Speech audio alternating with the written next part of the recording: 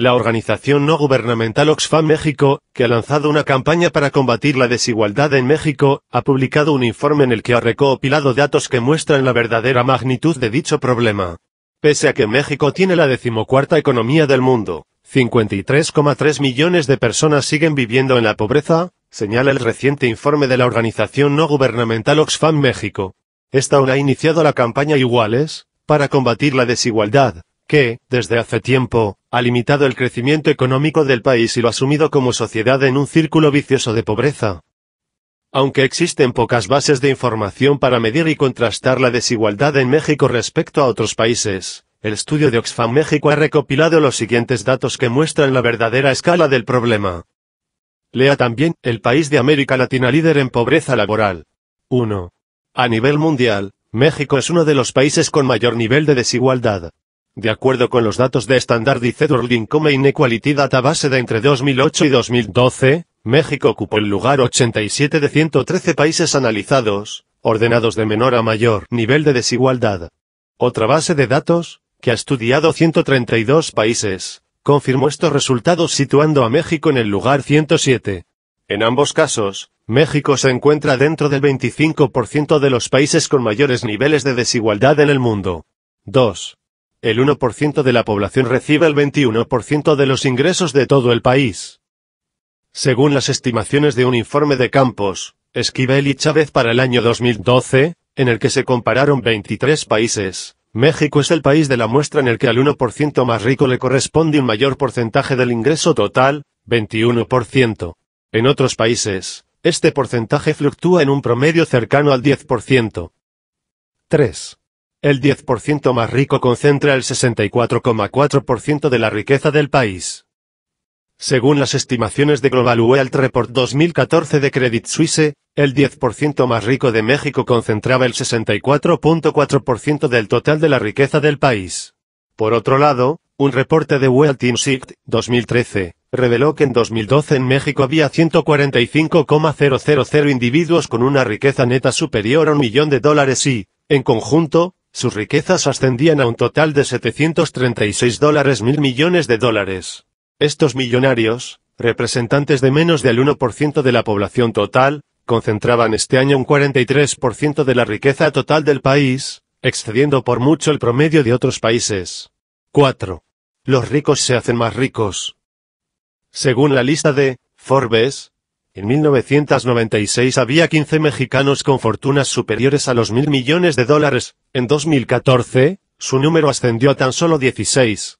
No obstante, mientras que en 1996 las fortunas de esos 15 equivalían a $25.600 millones, las de los 16 mexicanos más ricos en 2014 equivalía a $142.900 millones, de forma que en este periodo, la fortuna promedio de cada miembro de ese grupo pasó de 1.700 a 8.900 millones. A su vez, la riqueza de los 4 mexicanos más acaudalados Carlos Slim, Germán Larrea, Alberto Baigres y Ricardo Salinas Pliego en 2014 representó el 9% del PIB del país, mientras que en 2002, su fortuna solo alcanzaba un 2%. 5. Sectores privilegiados. La falta de competencia económica y un débil marco regulatorio constituyen el escenario ideal para el abuso por parte de empresas con un cierto poder monopólico o oligopólico, señala el estudio de Oxfam, que pone como ejemplo el caso de Carlos Slim, magnate de las telecomunicaciones mexicanas, y de otros empresarios en el sector minero, que gozaron de concesiones y privilegios. 6. Política fiscal favorable a los más ricos. La política fiscal de México está diseñada de tal manera que el efecto redistributivo de la política fiscal sea mínimo, por no decir nulo, señala el informe. En concreto, la estructura del sistema tributario está mucho más orientado a gravar el consumo que el ingreso personal o empresarial, añade el informe al recordar que los impuestos al consumo son regresivos y afectan más a los hogares relativamente pobres. Entre otros aspectos del sistema tributario mexicano que parecen favorecer a los que reciben los mayores ingresos, el estudio menciona la tasa marginal del ISR, que es una de las más bajas de todos los países de la OCDE. 7. Salario mínimo.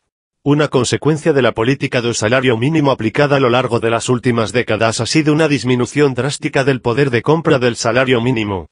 Para 2014, alcanzó poco más de la cuarta parte de lo que pudo abarcar en su punto más alto, en 1976. Además, representa poco más de un tercio de lo que era hace 45 años, en 1969. 8. Desigualdad, marginación y exclusión de la población indígena.